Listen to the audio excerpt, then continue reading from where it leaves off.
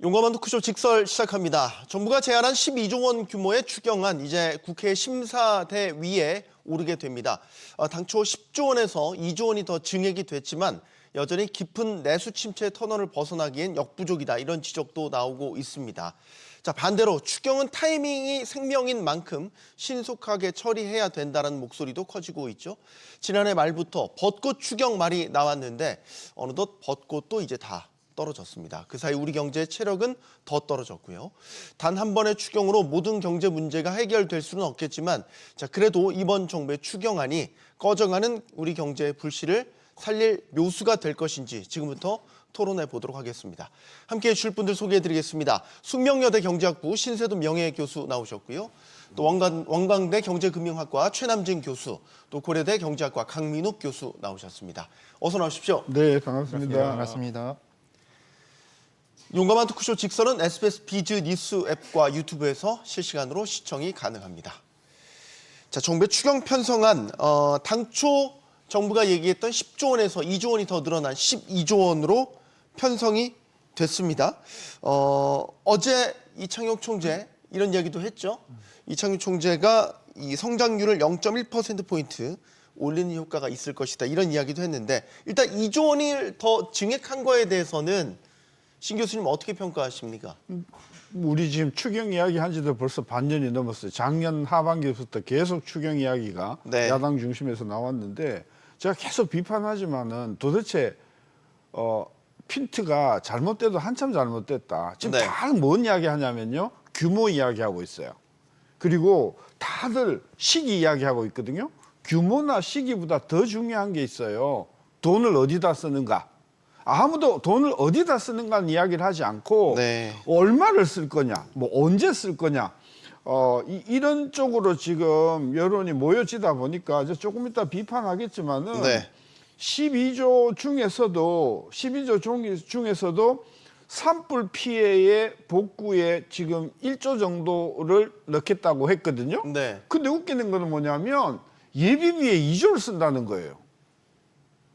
그러니까 도대체 그럼 예비비 위해서 이게 지금 추경을 하는가? 저는 그래서 우리가 추경을 이야기할 때는 국가재정법상의 추경의 요건도 있지만 요건이 맞는가 안 맞는가 좀 따져봐야 되고요.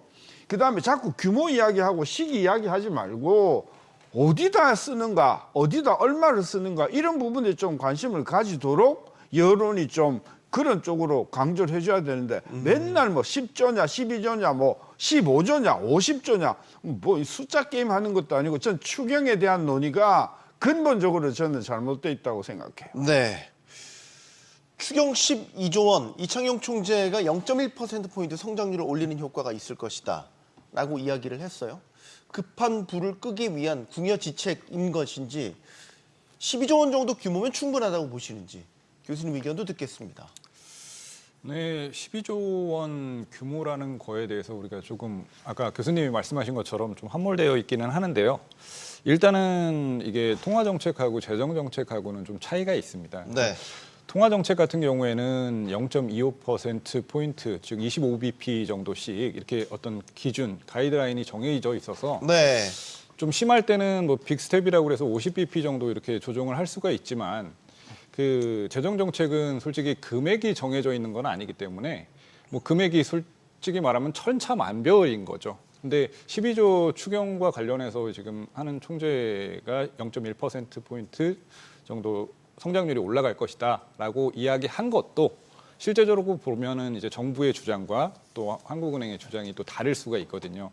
그래서 저는 그 금액보다는 어찌됐던 10조에서 2조 원을 증액한 그 부분이 정부 쪽에서는 국가 부채 증가와 혹은 세대 간의 형평성 문제 등을 좀 고려를 해서 네. 결정한 사항이 아니겠느냐 그렇게 일단은 보고 있습니다. 네. 12조 원 정도면 소위 꺼져가는 내수 경기를 그래도 좀 북돋는 데 도움이 될까? 교수님은 어떻게 보십니까? 예. 그 정확한 액수가 얼마나 도움이 된다는 것은 상당히 알기가 어렵습니다. 하지만 이제 근 3주 기간 동안 이게 10조를 발표했다가 이제 12조로 2조가 증액이 됐는데 이 기간 동안 정말 많은 변화가 있었습니다. 그 주식 시장은 막 오르고 내리기를 반복하고 또한 네. 관세 정쟁 그리고 미중 간의 갈등이 강화가 되면서 이제 국회나 그리고 문현 정부도 이제 증액을 한다는 것은 어느 정도 동의를 한 것 같습니다. 네. 근데 제 생각에는 이제 2조라는 것이 이제 큰 액수는 아닌 것 같거든요. 왜 그러냐면 산불에 대한 그 정책이 많이 들어왔기 때문에 그 2조는 이제 산불 그런 정책이나 재난 상황 시스템을 하는데 3조나 4조가 들어가는데 3조 이상이 들어가는데 네. 그 2조 증액은 큰 건 아닌 것 같습니다. 하여튼 그런데 이제 현 정부라는 것이 이제 대선 전에 임시적으로 존재하는 정부이기 때문에 상당히 많이 증액을 하는 데는 부담감을 느끼지 않았냐 이렇게 사료가 됩니다.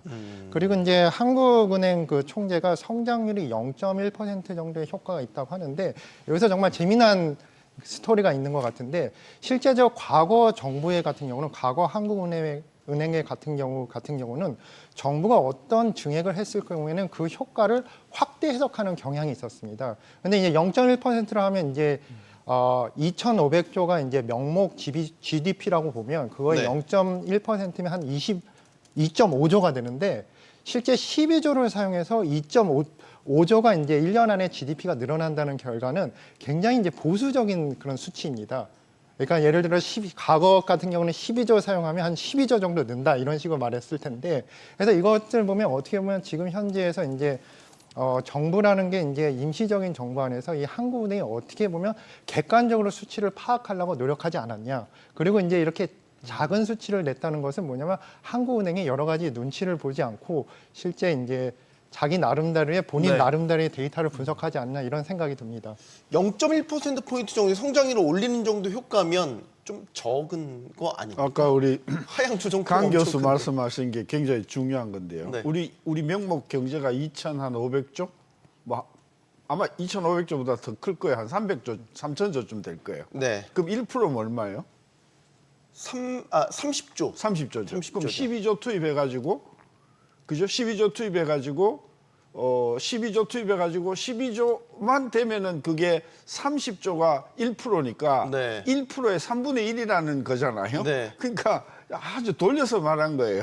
12조 투입해도 성장에 거의 효과가 없다 하는 거를 이야기하면 또 뭐라고 할 테니까 그냥 0.1%포인트다 이렇게 이야기를 한 것 같은데 네. 저는 좀 그런 논란을 좀 그만했으면 좋겠어요. 추경을 100조를 투입해도 네. 성장률에 미치는 효과는 극히 미미하다. 100조까지 늘리면 아니 그래도 늘릴 수 없지만 그렇게 늘려봤자 아까 그랬죠. 우리 3,000조인데 3,000조에 100조를 투입해봤자 성장률이 얼마 올라가냐 하면 그죠? 몇 프로 안 올라가요. 그렇기 때문에 추경을 가지고 자꾸 성장이라고 이야기하지 마라. 추경은 우리 국가재정법에도 있지만은 국가 재난 상태라든지 네. 전쟁이라든지 네. 대규모 재해라든지 이런 것들의 피해를 막기 위해서 긴급 처방을 하는 것이지 이걸 가지고 자꾸 경제 성장의 수단으로 생각을 정부들이 해왔기 때문에 네. 저는 추경은 완전히 지금 누더기가 되었다. 좀 그만하자 그런 생각입니다. 그런데 민주당은 적다고 합니다. 12조 적다고 하고 지금 2차 추경까지도 염두에 두고 있는 것 같아요. 지금 얘기가 흘러가는 것 보면 민주당이 35조 이야기하고 있죠. 민주당 측 이제 지자체장인 김동연 경기도지사는 50조 이야기하고 있습니다. 네. 이번에 12조 만약에 거의 엇비슷하게 통과된다고 가정하면 한 20조에서 아직 차이가 나거든요. 그럼 이건 그다음 2차 추경까지도 가능한가? 민주당이 만약에 지금 이제 절대 다수당이다 보니까 영향력을 많이 발휘하지 않습니까? 그러니까 추경을 너무 쉽게 생각하는 거예요. 아니 예산을 왜 하나요? 아니 그렇게 어마어마한 인력들이 그것도 굉장히 똑똑한 인물들이 굉장히 비싼 봉급을 받아가면서 예산실에 있는 사람들이 뭐 하는 사람들입니까? 내년에 무슨 일이 일어날까를 생각을 하고 네. 미리 1년 전에 그것도 거의 반년 전에 예산 작업을 하잖아요. 그래서 어렵게 예산을 통과를 시켜가지고 예산을 집행하는데 지금 잉크도 마르기 전에 2달, 석 달 만에 그죠? 어떤 경우에는 문재인 대통령 경우에는 1년에 4번, 5번씩 하고 그랬잖아요. 도대체 그럼 예산을 하지 말자고요. 한 달 단위로 우리가 추경을 하든지 하지. 네. 저는 일반 가게도 이렇게 예산하지 않거든요. 저는 그래서 이게 걸핏하면 추경을 끄집어내는 이 관행이 정말 후진국적이다. 그걸 비판하면서 그렇게 된 이유는 뭐냐면 국가재정법상에 정해진 추경의 요건을 완전 개무시하는 거다, 이게. 그러니까 자꾸 규모 이야기하고 자꾸 빨리 땡겨 쓰자고 하고, 저는 그런 면에서 우리가 지금 들여다봐야 할 것은 정부가 내놓은 이번에 산불 피해 복구에 1조 이상, 그리고 예비비 2조 이상, 이게 도대체 이게 추경에 맞나? 전 그걸 좀 비판하자는 거거든요. 전 그런 면에서 12조가 중요한 게 아니고 네. 도대체 무슨 예비비가 2조씩이나, 도대체 예비비 쓰기 위해서 추경을 하는가? 저는 이런 그 비판을 이제 최상목 이제 부총리에게 하고 싶은 거죠. 네. 무슨 화를 가라앉혀. 아니, 화가 아니고 맨날 추경 이야기를. 좀 생각이 다르실 수도 있을 것 같아서요. 예. 이건 추경을 뭐 교수님은 더 공격적으로 해야 된다라는 의견을 갖는 분들도 있어서 분께도 이건 좀 의견을 듣겠습니다. 더 확대할 필요가 있다. 지금 우리 경제 상황 감안할 때. 뭐 혹시 그런 의견? 예, 예, 교수님이 좋은 의견을 많이 주셨는데 전적으로 동의합니다. 이 추경을 네. 했으면 어떻게 쓸 것인가가 더 중요한 것이고, 지금 기획재정부에서 시간이 없었기 때문에 그 계획을 철저히 세우지 못한 면이 없지 않아 있는 거는 같습니다. 그럼에도 불구하고 지금은 정말 위기 상황입니다. 뭐냐면 여러 가지 국제사회 경제가 변하고 있고, 이런 상황 속에서 이제 소비 경제도 계속 위축이 되고 있고, 또한 이제 고용자가 줄어드는 그런 경제적 그런 신호가 계속 오기 때문에 뭔가 정부로서도 뭔가 일을 해야 될 거라는 생각이 듭니다. 근데 기본적으로 이제 추경이란 것이 뭐냐면 실제적으로 돈을 이제 경제에다 투입하는 효과도 있지만은 이 정부 입장에서 뭐냐면 우리가 이 경제에서 신경을 쓰고 있다. 그리고 재난 상황에 있는 사람들과 그리고 소상공인 그리고 또한 미래 산업까지 신경 쓰고 있다는 그런 좋은 신호를 경제에 보낼 수가 있거든요. 네. 이렇게 추경을 과거에서 계속 해왔던 것이 문제가 될 수는 있지만은 이렇게 해오다가 이런 위급 상황에서 추경을 하지 않으면 이것이 또 안 좋은 신호를 줄 수도 있는 그런 관점도 있습니다.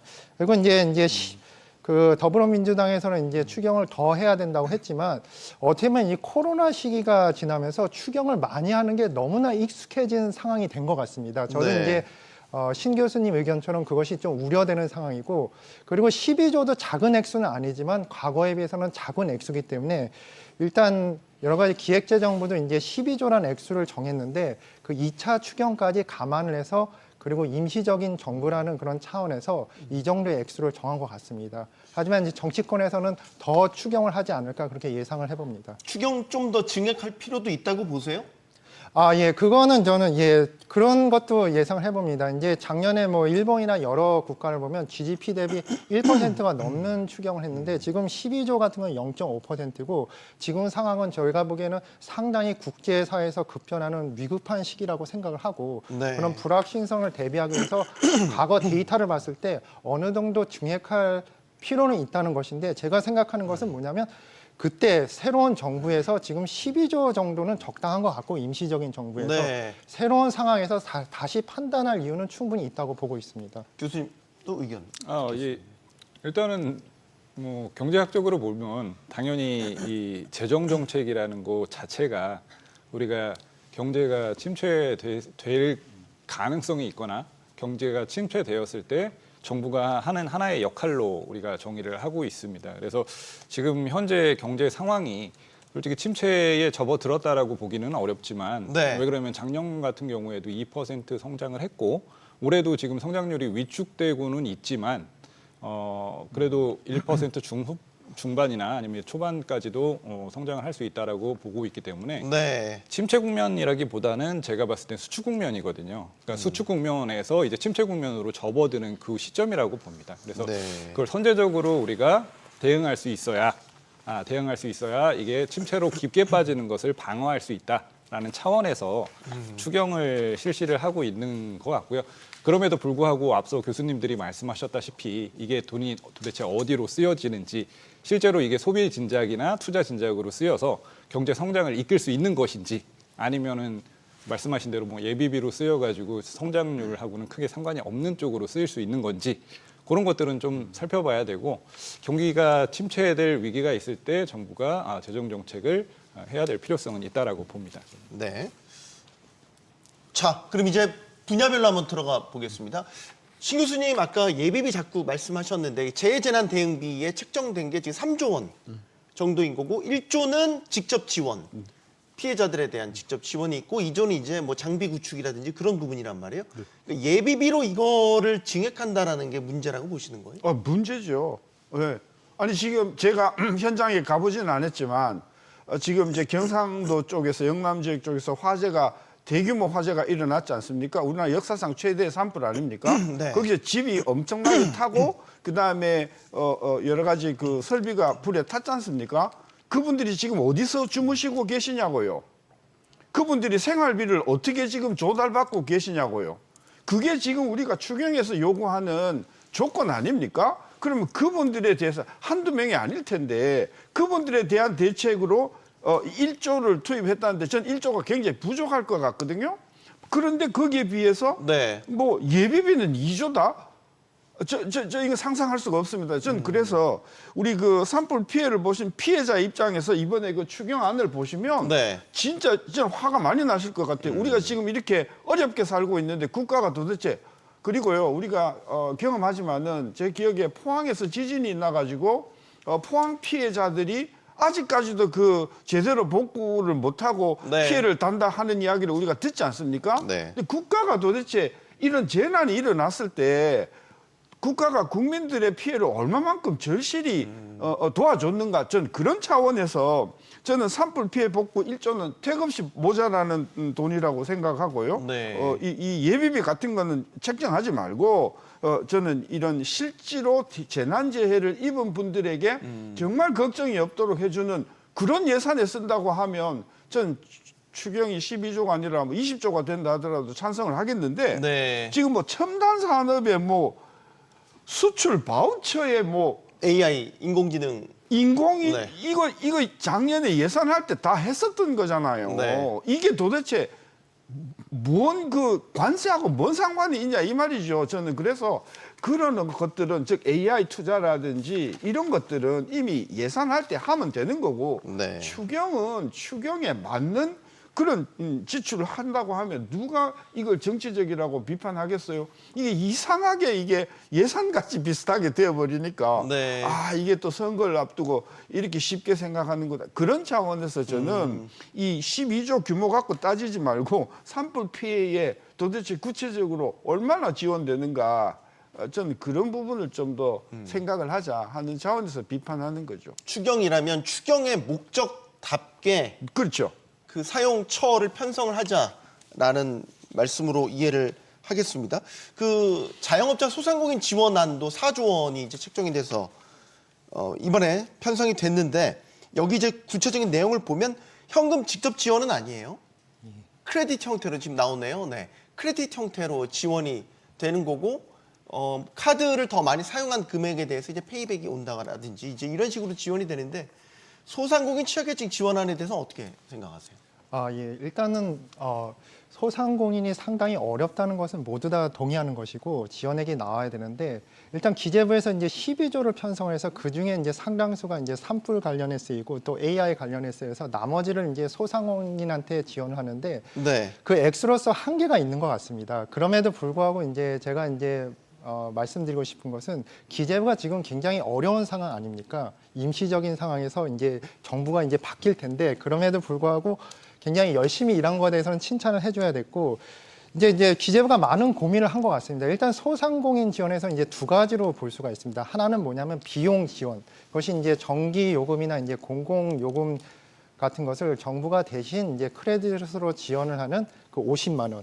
이 액수가 상당히 작을 수도 있다는 생각이 듭니다. 50만 원을 이제 한 달 단위로 하면 이제 4만 원 정도인데 어떻게 보면 이제 초등학생 용돈 정도도 안 되는 돈이라고 할 수는 있겠지만은 일단 정부 입장에서는 뭐냐면 어떤 식으로 내가 소상공인을 돕고 있다는 신호는 계속 줘야 됩니다. 네. 그래서 소상공인들이 이제 용기를 가질 수 있는 그런 동기가 부여될 수가 있고 이렇게 비용뿐만 아니라 또한 매출까지도 신경을 쓴 것 같습니다. 매출 같은 경우는 뭐냐면 일반 소비자 이제 저 같은 소비자가 제 크레딧 카드로 만약에 이제 소상공인의 제품이나 서비스를 구입을 했을 경우 그 지출 비율이 작년 대비 더 많았을 경우 그 많아진 부분에 대해서 정부가 상품권으로 환급을 한다는 제도인데 이것이 어느 정도의 실효성이 있을지는 아무도 모르지만 실제적으로 기재부 입장에서는 상당히 생각을 하고 계획을 짠 거라고 그렇게 볼 수 있을 것 같습니다. 네, 교수님.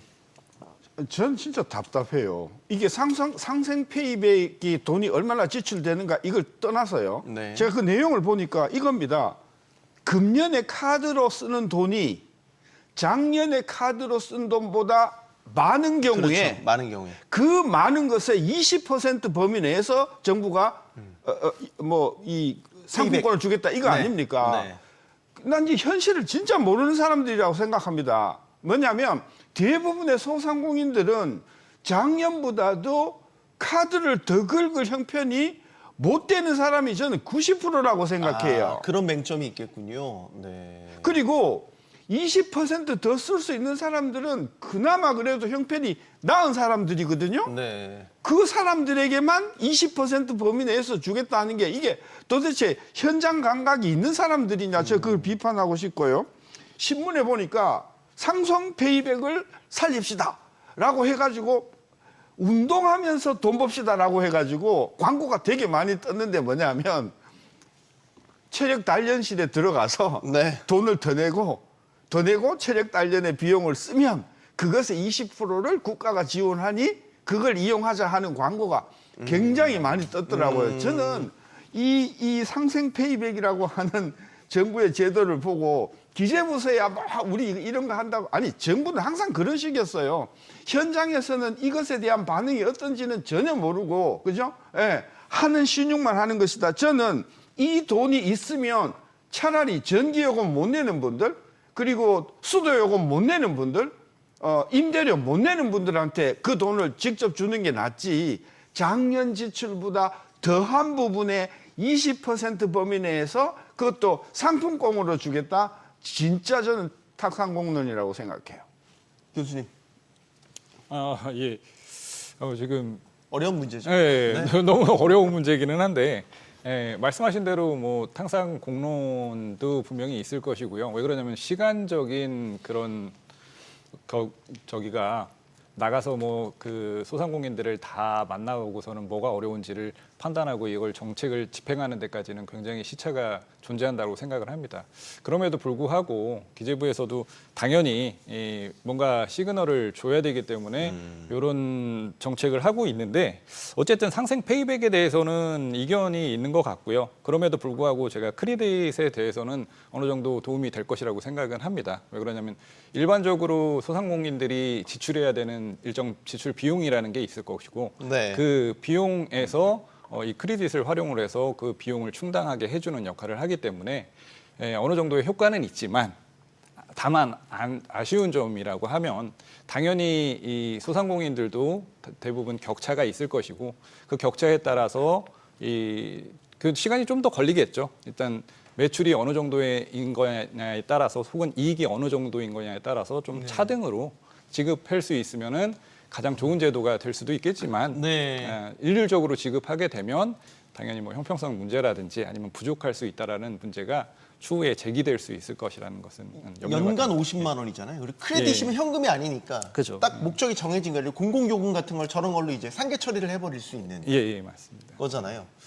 직접 지원하면 어떨까라는 생각도 하게 되는데, 그러니까 저는 이제 지원 방식이 너무 이제 한 달이 두 달이 걸쳐서 너무 복잡하게 이루어지는 것, 각가지 조건들을 붙여서 단순화되지 않고 너무 어렵게 지원되는 거 아닌가라는 생각이 들어서 만약에 그 조건을 부합하지 못하는 사각지대가 생기게 되면 그분들은 또 정책적 수혜를 받지 못하게 되는 그렇죠. 거잖아요. 그러니까 아까 정부는 엄청나게 많은 제도를 통해서 소상공인을 돕는다라고 하지만 거기에 해당되는 사람이 없어서 실제로 돈이 하나도 안 나가는 그런 웃지 못할 일이 벌어진다는 것이죠. 그런 차원에서 저는 물론 제가 왜 이런 제도를 채택했는가 하는 저는 의도는 저는 뻔하다고 생각해요. 카드 더 써라.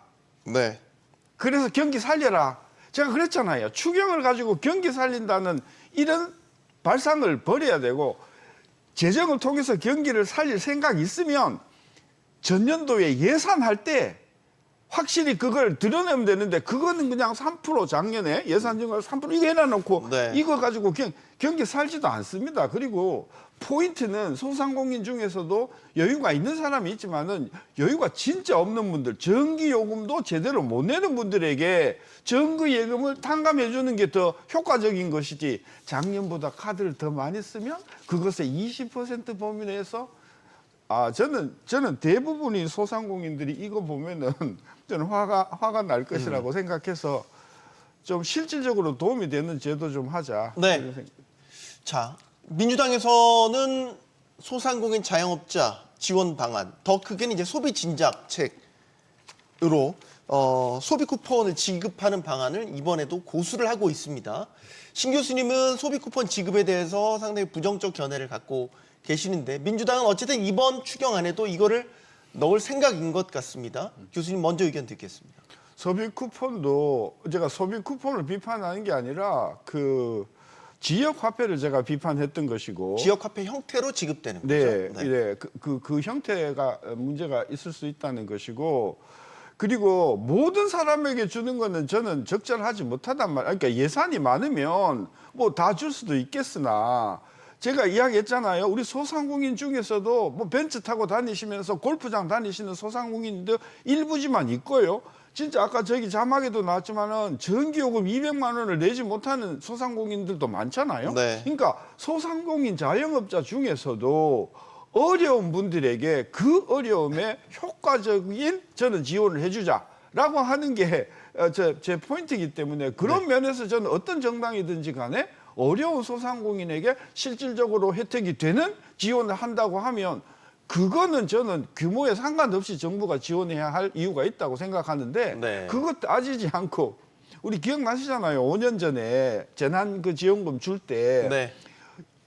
핀포인트로 해서 주자고 했더니 그 당시에 집권당인 문재인 정부 때에 그 관리가 나와가지고 누구한테 줘야 되는가 안 줘야 되는가 이거 따지는 것만 해도 하도 뭐 몇천억이 들어가니까 그냥 따지지 말고 굉장히 무책임한 저는 발상이라는 것이죠. 우리 재정이 풍성하면 모르겠으나 그러지 못하니 정부가 조금 힘들더라도 그렇죠?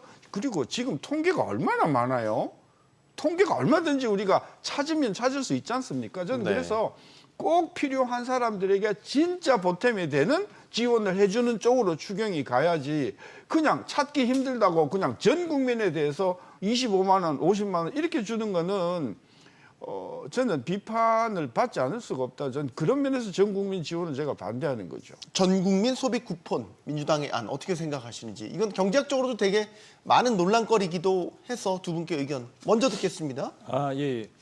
이 소비 쿠폰에 대한 의견은 진짜 가지각색인 것 같습니다. 네. 그래서 우리 코로나 팬데믹 때도 굉장히 많은 돈이 투입이 됐고 소비 쿠폰이 나갔지만 그게 실제로 경제 성장에 도움이 됐다라는 의견이 있고 전혀 도움이 안 됐고 국가 부채만 굉장히 크게 증가시키는 부작용이 발생이 됐다라고 주장하는 부분도 있습니다. 저 개인적으로도 앞서 우리 교수님이 말씀해 주신 것처럼 저는 이 소비 쿠폰이 소비 대체 효과 때문에 큰 효과가 있기는 어렵다라고 좀 생각을 합니다. 소비 대체 효과. 예, 그래서 이게 연구 결과에 따르면 실제로 재정 승수가 0.2, 그러니까 약 한 20% 정도만 네. 소비 증대 효과가 있고 나머지는 이 소비 대체 효과 때문에 효과가 없다라는 연구 결과가 있는데요.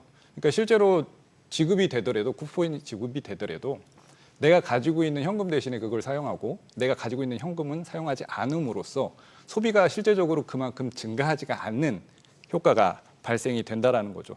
차라리 만약에 이 소비 증대 효과를 보려고 한다 그러면 저 개인적인 생각으로는 한계 소비 성향이 높은 이렇게 1분위 소득자들, 그러니까 저소득층들을 대상으로 지급을 하게 되면 한계 소비 성향이 높기 때문에 소비가 굉장히 많이 일어나거든요. 그렇게 되면 실제로 소비가 증대되는 효과가 일어날 수도 있고요.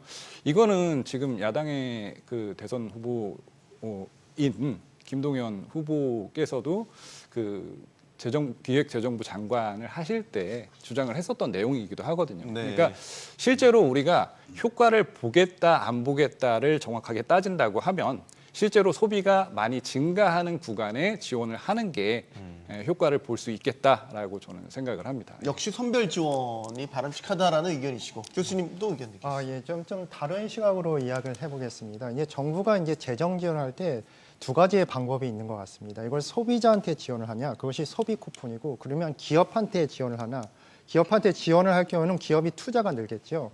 근데 이것이 이제 비슷한 효과가 있을 거라고 얘기하는 것이 이제 소비 쿠폰을 지지하는 사람들의 생각인데, 일단 소비가 늘면 매출이 느는 것이고, 매출이 늘면 기업이 뭐냐면 더욱더 생산을 많이 할 것이고, 생산을 많이 하면 이제 고용이 느는 것이고, 고용이 늘면 이것이 다시 소비로 연결되는 이렇게 선순환 구조를 만들 수 있다. 예, 그렇게 네. 예측을 하는 것인데, 앞에 이제 교수님들이 말씀하신 것처럼 만약에 이제 제가 50만 원의 정도의 소비를 계획을 했는데 이제 25만 원의 소비 쿠폰이 왔어요. 그럼 정부가 예상하는 거는 얘가 25만 원을 늘려서 75만 원의 소비를 할 거라고 예상하지만 실제로는 그렇게 되지 않고 한 5만 원 정도 늘린 한 55만 원 정도의 소비를 하는 것이 이제 현실적인 수준인 것 같습니다. 이럴 경우에는 이 효과가 이제 5분의 1이라는 효과라는 것인데, 일단 이제 확실하게 이제 이런 소비 쿠폰이나 이제 추경 예산을 하기 전에 제가 생각하는 정부나 이제 국회 입장에서 그리고 당 차원에서 정확한 목표를 제시했으면 좋겠습니다. 이것이 만약에 소비 쿠폰이라는 것이 국민에 대한 분배 위주나 아니면 복지 차원으로서 이루어진다는 거라면 저는 그렇게 이제 대체 효과가 있음에도 불구하고 이것에 대해서 찬성할 수 있는데, 실제로 말하는 거는 이것도 경제 성장 효과가 똑같이 있다고 말하면서 말하는 거는 정말 경제학적으로는 말이 안 되는 논리인 것 같습니다. 그래서 제가 생각하는 거는 이런 성장이라는 그런 원칙에 의해서 성장을 목표로 해서 이런 추경 예산을 정한다면 지금의 현재의 추경 예산 계획이 훨씬 낫지 않을까, 그런 생각이 듭니다. 네. 일본에서는 지금 그 관세 전쟁으로 인한 그 대응 차원에서 전 국민에게 현금을 주는 방안을 추진하고 있다가 새벽 사이에 또 나온 소식은 접었대요. 네, 접었대요. 근데 그 이유를 물어보니까 일본 국민들의 성향이 그 돈을 받게 되면 소비를 하는 게 아니라 저축을 많이 할 것 같다. 그래서 일본 내에서 반대 여론이 심해서 결국 지금 일본 그 내각이 현금 주는 거를 철회하기로. 근데 그 논리라 그러면은 일본이 무식한 거죠. 무식한 거죠. 우리가 그 부분에 대한민국이 정책적으로 앞서가고 있잖아요. 네. 그런 효과를 우려해서 시한을 딱 줘버렸잖아요. 30일 안에 또는 60일 안에 써라. 그 일본이 그걸 생각을 못 하고 있는 것이죠. 네. 전 그런 면에서 그거가 문제가 저는 아니었고요. 기본적으로 이 사람들이 한국의 정책을 보고 되게 많이 보고 배운 것 같은데 네. 어쨌든 정책은 한국이 일본보다 한 1년 정도 앞서가는 것 같아요. 자, 최상목 경제부총리가 국회 대정부 질문에서 이 자영업자들에 대해서 한 발언이 논란이 또 되고 있습니다. 이거 어떻게 생각하는지 모르겠는데, 자영업자가 어려운 건 경제적인 이유도 있지만 화면에 나오죠. 구조적인 변화를 못 따라간 부분도 있다. 이게 마치 자영업자 어려워진 게 자영업자들 스스로의 책임이 있다라는 이제 뉘앙스로 들리기 때문에 이 발언이 논란이 됐어요. 정부 책임은 없는 겁니까? 어떻게 보세요, 저 발언? 대표적인 관료들의 마인드셋이다, 저게. 네. 그러니까 관료들은 비단 이번에 자영업자뿐만이 아니고 기업의 문제도 그러고 중소기업의 문제도 그러고 대기업의 문제도 그러고 항상 문제가 생기면 그 사람들이 잘못이 있어서 그런 거지. 정부가 나설 것이 아니다. 이런 발상을 저는 아주 적나라하게 아주 부적절한 생각이고요. 더 걱정스러운 건요. 저런 생각을 하는 분이 최상무 부총리만 그런 게 아니고요. 네. 관료물을 먹은 사람들이 대부분 저렇게 생각을 하고 있기 때문에 그거를 깨줄 수 있는 분이 대통령이셔야 되는데 그걸 깨줄 수 있는 대통령께서도 그 문제의식을 못 해왔었기 때문에 계속해서 관료들의 생각이 정책으로 그대로 표현이 되면서 지금과 같이 상생 페이백 같은 이런 탁상 공론들이 나온다. 저는 그런 면에서 대한민국에 물론 자영업자가 구조조정을 해야 되는 부분은 있지만 진짜 대한민국에 필요한 것은 관료들의 사고 구조를 우리가 일대 혁신하지 않으면 대통령이 누가 오시더라도 저는 이런 졸작의 정책들이 저는 바뀌지 않을 것이다. 그런 면에서 책임도 져야 되지만요. 책임져야 되지만 최상목 총재만의 부총리만의 문제가 아니라 대부분의 관료들이 같은 생각을 하고 있을 것이다. 네. 자, 이번 추경안의 또 다른 부분은 통상과 AI 대응도 포함이 됐습니다. 예를 들어서 수출 바우처라든지 이런 걸 지원하지만 또 눈에 띄는 게 이걸 가지고 GPU, 인공지능 연구 개발에 필요한 GPU를 대거 사들인다는 거예요. 이게 추경 요건에 부합한 건지에 대한 생각을 좀 듣고 싶습니다. 교수님. 예. 제가 뭐 구체적으로 이제 이 AI 관련 산업을 어떻게 도와줄지를 정확하게 정부가 안을 만든 건 아닌 것 같습니다. 네. 하지만 확실한 거는 이제 4조 이상이 이제 AI 이런 산업에 투자를 할 거라고 이렇게 정부가 이렇게 발표를 했는데, 일단 AI라고 하면 이제 좀 부정적인 시각이 좀 있습니다. 한국 사람들한테는. 왜 그러냐면 이제 AI에 대표되는 게 반도체 산업이고, 네. 반도체 산업 하면 우리나라의 대표적인 두 그 부자 기업 삼성전자랑 SK 하이닉스를 떠올리기 때문에 결국 이런 예산이 대기업 아니면 부자들을 도와주는 예산이 아닐까 이런 생각이 할 수가 있는데, 네. 제가 이거에 대해서 약간의 방어를 하면 제 나름대로요. 네. 물론 제 생각에 동의를 안 하시는 분들 많은 건 알지만은 이 추경 예산은 경기 침체에 관한 것입니다. 네. 그래서 실제적으로 이 경기 침체라는 것은 현재적인 경기 침체도 위해서도 이제 추경 예산을 하지만은 그 미래의 경기 침체 가능성이 있을 때도 추경 예산을 할 수 있다는 것입니다. 요건에 부합한다고 보시는 거네요? 예, 부합한다고 봅니다. 일단 그리고 AI나 반도체 산업 같은 경우는 그 파급 효과가 엄청납니다. 이것이 큰 대기업들이 운영하는 그런 회사들이 많지만은 그 대기업을 또 서포트해주는 많은 밑에 기업들, 그 기업들의 이제 수많은 노동자들 그 가족들과 관계된 일이라서 이 네. 파급 효과가 크기 때문에 미래의 경제를 봤을 때는 지금 현재 이것이 이제 시급한 그 국가에서 신경 써야 될 일이 아닐까 하는 생각이 듭니다. 네. 교수님께서도 이건 추경 요건에 부합한다고 보세요? 비슷한 생각입니다. 그리고 네. 저도 비슷한 생각이라 깜짝 놀라긴 했는데, 네. 예, 어쨌든 지금 앞으로의 경제 침체 가능성, 아까도 말씀드렸지만 재정 정책을 실시하는 거에 있어서 앞으로의 침체 가능성인데, 이 AI하고 반도체 산업이 지금 전 세계적으로 전쟁이라고 봐도 무관하고, 만약에 여기서 도태될 경우에는 뭐 우리가 옛날에 썼던 표현이긴 하지만 벼락거지, 나라가 벼락거지가 된다라는 네. 그런 표현까지 등장할 정도로 요 지금 AI와 반도체 산업에서 굉장히 패권 다툼이 심한 상황입니다. 실제로 미국 같은 경우에 작년에 AI에 투자한 금액만 해도 한 130조 원 정도 투자가 됐고요. 중국도 한 107조 원 투자가 된 것에 비해서 우리나라는 굉장히 미미한 수준에 그치고 있습니다. 네. 그러다 보니까 여기서 만약에 그 패권에서 밀리게 되면 앞으로 새로운 산업에 있어서 우리가 먹거리를 완벽하게 잃는 그런 상황까지도 갈 수 있다라는 네. 절박한 정부의 아마 심정이 포함된 게 아닌가라는 생각이 듭니다. 예. 신 교수님 네. 의견 듣겠습니다. 이거는 이런 문제는요, 몇 달을 두고 예산을 책정할 때 해야 할 문제지, 이렇게 번개불에 콩 튀겨 먹듯이 해서, 그때 금액도 그 첨단 산업의 인프라의 R&D에 2조 투입한다고 했거든. 저는 이런 거는 예산에서 하고 네. 추경에서는 그래서 이 2조를 굳이 써야 되겠다 그러면은 저는 산불 피해 복구로 1조 대신에 3조 4조를 올려라. 저는 그렇게 지적을 하고 싶어요. 이렇게 AI와 같이 정말 전문가가 필요하고 깊은 논의가 필요한 인프라에 이렇게 졸속으로 저는 그 추경을 편성한다는 것 자체가 네. 도대체 납득이 가지 않는다.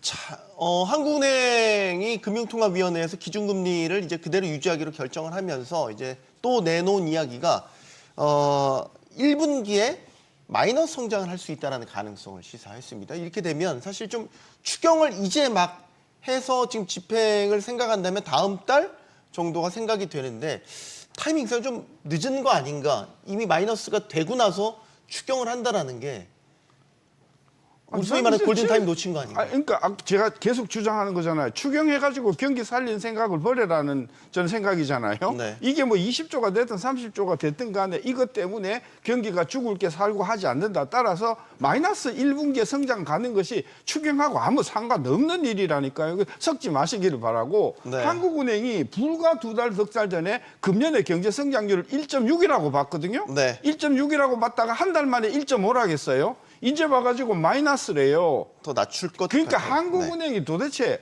비싼 봉급 받아가면서 뭐 하는 직장이냐. 우리 같이 지금 봉급도 못 받는 서민들의 입장에서는 진짜 배부른 소리 하고 있다. 정신 차려라. 그 말을 제가 꼭 하고 싶어요. 네. 골든타임이 아직 유효하다. 어떻게 보십니까? 골든타임이라고 보면은 여기서 제가 얘기를 했을 때 분명히 저 교수님이 골든타임이라고 해서 적정하다라고 얘기할 수 있을 것도 같은데요. 일단은 4월 초까지 보면 우리가 탄핵 심판 전국이었죠. 그래서 이 추경을 하기에는 시간적인 여유가 좀 없었다라고 판단이 들고 그럼에도 불구하고 지금은 정치적 불확실성이 어느 정도 좀 해소가 됐으니까 그 타이밍에 맞춰 갖고 추경을 실시하는 것으로 저는 생각이 들고요. 네. 그럼에도 불구하고 이 추경이라는 게 국가 부채와 직결되는 문제이기 때문에 단순히 정부에서 결정을 한다라고 적자 부채를 발행을 할 수 있는 것은 아닙니다. 네. 그래서 국회의 동의를 얻고 국회를 통과를 해야 적자 부채를 발행할 수가 있는데 이게 골든 타임은 맞는 것 같은데 네. 만약에 이제 국회에서 시간을 끌게 되면 시간은 더 지연되겠죠. 네. 그래서 글로벌 금융위기 때도 저희가 이 적자 부채를 발행을 해서 추경을 한 적이 있었는데 그때는 여야 합의가 안 돼서 3개월간 끈 적이 있습니다. 네. 만약에 그때처럼 지금 여야 합의가 안 되고 시간을 끌게 되면은 당연히 그 골든 타임은 놓치게 되는 것이고요. 따라서 지금 여야 정이 솔직히 정치권 싸움 할 때는 아니다라고 생각이 듭니다. 그래서 지금 서민들이라든지 우리 그 국민들을 생각해서 초당적인 합의가 필요하고 네. 이 지금 불씨를 지핀 만큼 빨리 시행을 할 수 있도록 네. 협력을 해야 된다라고 생각을 합니다. 자, 이제 마칠 때가 돼서요. 마지막 질문들 좀 드릴게요. 한국은행 금융통화위원회에서 기준금리를 그대로 이제 유지하기로 결정을 했고, 여기에 대해서 이제 추경이 이제 논의가 되고 있는 상황이죠. 지금 앞으로 수정 경제 전망에서 1.5% 연간 1.5% 전망치도 대폭 하향 조정될 수 있음을 시사를 했습니다. 그럼 이제 다음 금통위에는 어떤 카드를 꺼내들 것인가? 5월이죠. 네. 인하를 해야 되는 것인가? 거기에 대한 의견 여쭙겠습니다. 만만치 않다. 만만치 않은 이유는 네. 경기가 상당히 5월 달에 나쁘게 나와도 환율이 어떻게 될지 국제금융시장이 어떻게 될지가 불안하기 때문에 지금은 뭐 다 이번에 동결했으니까 다음 달에는 내릴 거다고 이렇게 계속해서 운을 뗐지만은 5월 1은 5월 가봐야 되고 네. 5월에 가서도 만약에 환율이 1,470, 80원대로 다시 올라가고 이런 불안한 상태가 되면 한국은행은 아무리 배짱이 굵은 사람이라 못할 거라고 하더라도 보세요? 서툴리 금리를 못 내릴 것. 그래서 정답은 5월 가봐야 한다. 사실 이번에 금리를 그대로 유지하는 건 환율 변수가 크게 작용을 했고, 그런데도 불구하고 이제 금통위원 전원은 3개월 안에 금리를 내릴 수 있다라는 의견을 지금 냈단 말이에요. 금리를 내려야 될 필요성은 분명히 커 보이긴 하는데 한은의 선택은 무엇일까? 어떻게 전망하십니까? 예, 저는 뭐 신 교수님 의견하고 비슷합니다. 왜 그러면 너무나 이제 경제 상황이 급변하는 상황이라서 현재 어떠한 결정을 내린다고 계획을 했어도 그것이 바뀔 확률이 높습니다. 그리고 아예 발표를 하기 전에 일주일 전에 그 의견이 바뀌는 경우도 있기 때문에 지금 현재로서는 어떠한 것을 예측하기보다는 그 불확실성을 인정을 하고 그 상황에 맞춰서 우리가 대응할 수 있다 이런 그런 자신감을 주는 것이 더 필요한 일이라고 생각합니다. 당위적인 측면에서는 금리를 내려야 되는 거 아닌가요? 지금 어제 뉴스를 보고 저도 좀 깜짝 놀랐습니다. 저도 이제 한국은행 통화위원회를 뭐 예측을 많이 하고는 있는데 네. 이 정도로 이제 갑자기 다음 달에 금리를 내릴 것이다라는 의견이 이렇게 크게 나오고 기사화된 거는 좀 솔직히 놀랐습니다. 네. 왜 그러냐면 뭐 하는 총재가 일단 하방으로 열려 있다라는 것은 어나운스를 한 것 같고 발표를 한 것 같고 그럼에도 불구하고 지난 2월을 한번 되돌아보면 지난 2월에 저희가 선제적으로 금리를 미국보다 선제적으로 금리를 한 번 더 인하를 했거든요. 네. 근데 그게 금리 스프레드, 그러니까 즉 한국과 미국의 금리 격차가 벌어지는 것들을 감수하고서라도 먼저 우리 경제를 생각해야 된다, 내수 경제를 생각해야 된다고 그래서 선제적으로 인하를 했습니다. 그러고 나서 공을 정부로 돌린 거죠. 그러니까 우리는 선제적으로 했으니까 너네가 재정 정책을 실시를 해서 이거를 경기 부양을 도움을 줘야 된다라고 공을 넘겼어요. 네. 그러면서 실제로 뭐 15조 원, 20조 원 가까이 추경을 해야 된다라고 얘기를 했습니다. 그래서 이번에 추경이 만약에 실시가 되면 그때 네. 선제적으로 했었던 금리 인하와 이번에 추경이 겹쳐져서 경제 성장을 이끌 것이라고 저는 생각을 하고 있었거든요. 네. 그리고 이후에 금리 인하는 제가 봤을 때는 미국에서 금리를 한 번 더 인하를 해주든지 아니면은 추경을 했음에도 불구하고 내수 경제가 살아나지 않던지 이런 것들을 좀 차차 지켜보면서 결정을 해야 되는데 네. 너무나도 지금 총재 한마디에 모두가 일어서서 야 다음번엔 금리를 인하할 거야라고 이렇게 다 같이 얘기하는 거는 조금 위험하지 않겠나라는 네. 생각입니다. 예. 알겠습니다. 자, 추경하자는 논의를 한 게 반년이 넘은 것 같습니다. 그 사이에 참 많은 대내외 사건들이 터졌고요. 우리 경제 이제 정말 마이너스 성장까지 걱정해야 될 처지가 됐습니다. 소모적인 논쟁은 끝내고 이제는 정말로 행동에 들어가야 할 때인 것 같습니다. 용구만 토크쇼 직설 마치겠고요. 여기는 모든 경제가 모이는 SBS 비즈입니다. 시청해주신 여러분 고맙습니다.